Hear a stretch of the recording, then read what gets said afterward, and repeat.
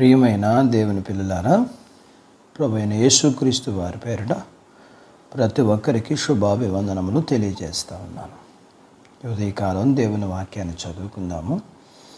కీర్తన గ్రంథము 36వ కీర్తన 7వ వచనం. దేవా, నీ కృప ఎంతో అమూల్యమైనది. నరులు నీ రెక్కల నీడను ఆశ్రయించుచున్నారు. దేవుడు తన మాటలు మన కొరకు దీవించునుగాక. ఆమేన్. ప్రియమైన దేవుని పిల్లలారా, మనుషులకు విలువైనది ఈ లోకములోనివి.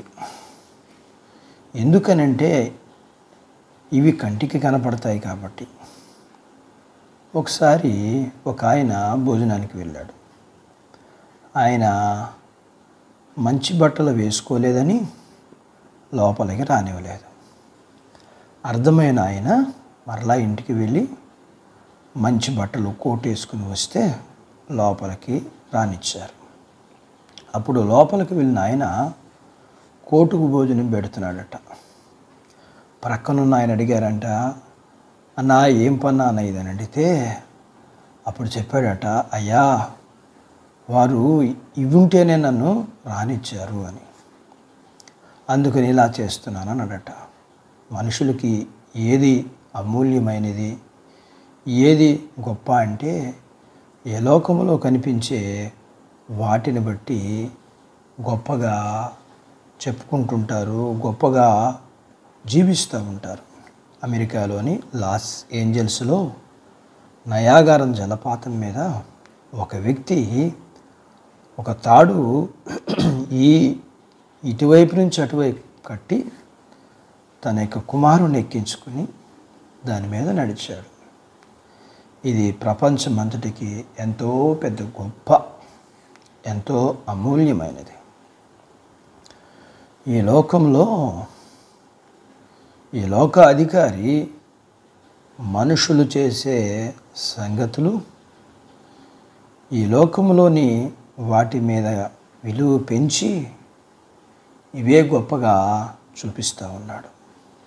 ఒకసారి మద్రాసులో కొంతమంది క్రైస్తవ యువతులు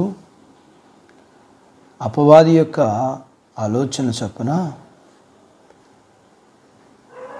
పేతురు నీటి మీద నడిచాడు కదా, మనం కూడా నడుద్దామని ఈ యవనస్తులు సముద్రం మీదకి నడవాలని నడుచుకుంటూ లోపలికి వెళ్ళి ఇంకా నడుస్తామని చనిపోవడం జరిగింది. ఎందుకు ఇలాగా వాళ్ళు చేయాలనే ఆలోచన వారికి కలిగిందంటే గొప్ప కోసం. ప్రియమైన వాక్యం వింటున్న ప్రియమైన దేవుని బిడ్డ, ప్రపంచములో అమూల్యమైనది దేవుని ప్రేమ. ఆ ప్రేమైన దేవుడు మనుషుల్ని ప్రేమించి మనుషుల్ని పాపము నుండి రక్షించటానికి తన ఘనతను, మహిమను, ప్రభావమును విడిచిపెట్టి ఒక సామాన్యమైన మనుషుడిగా పుట్టి మానవుల కొరకు కలవరి శిలువలో మరణించి మరణాన్ని జయించి తిరిగి లేచాడు. దేవుని ప్రేమ కంటే గొప్పది ఏదీ లేదు. ఈ ప్రేమ ఏ బిడ్డల కోసమైతే తల్లిదండ్రులు తమకున్న వాటన్నిటినీ విడిచిపెట్టి బిడ్డల కోసం తగ్గించుకుని జీవిస్తారో వారందరికీ దేవుని ప్రేమ అర్థమవుతుంది. అంత మాత్రమే కాదు, ఆ దేవుని ప్రేమ మానవులందరికీ కూడా అర్థమైతే ఈ లోకములో ఉన్నవి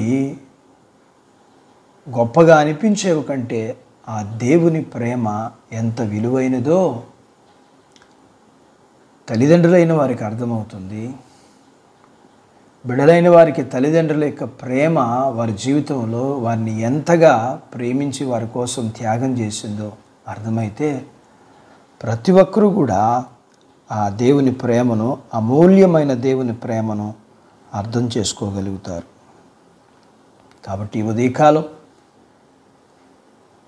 దేవుని సేవకుడిగా ఈ లోకములో ఉన్న వాటన్నిటికంటే దేవుని ప్రేమ గొప్పదని, ఆ ప్రేమను నేను తెలుసుకుని దేవుడు మన కోసం సిద్ధపరిచిన పరలోకపు భూ సంబంధమైన దేవునికి పాత్రులగునట్లుగా ఆయనను ప్రేమించి ఆయనకి ఇష్టలుగా ఉండడానికి దేవుడు మనందరికీ సహాయం చేయునుగాక. ఆమేన్. ప్రార్థించుకుందాం. ప్రేమ కలిగిన మా ప్రియ పరలోకపు తండ్రి, మానవులుగా ఈ లోకములో జరిగే వాటిని, చూసే వాటిని చాలా గొప్పవిగా భావిస్తూ ఉంటాం. వాటితో సరిపోల్చలేంది మీ ప్రేమ మా కోసం పరలోకాన్ని విడిచిపెట్టి భూమి మీదకు వచ్చి మా కోసం కలవరి సిలువలో మీరు మరణించి మరణాన్ని జయించి తిరిగి లేచారు.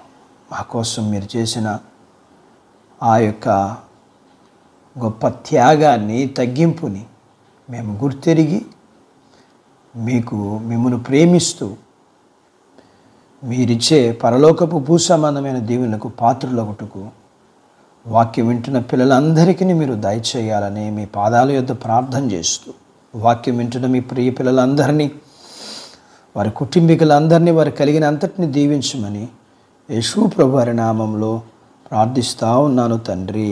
ఆమేన్.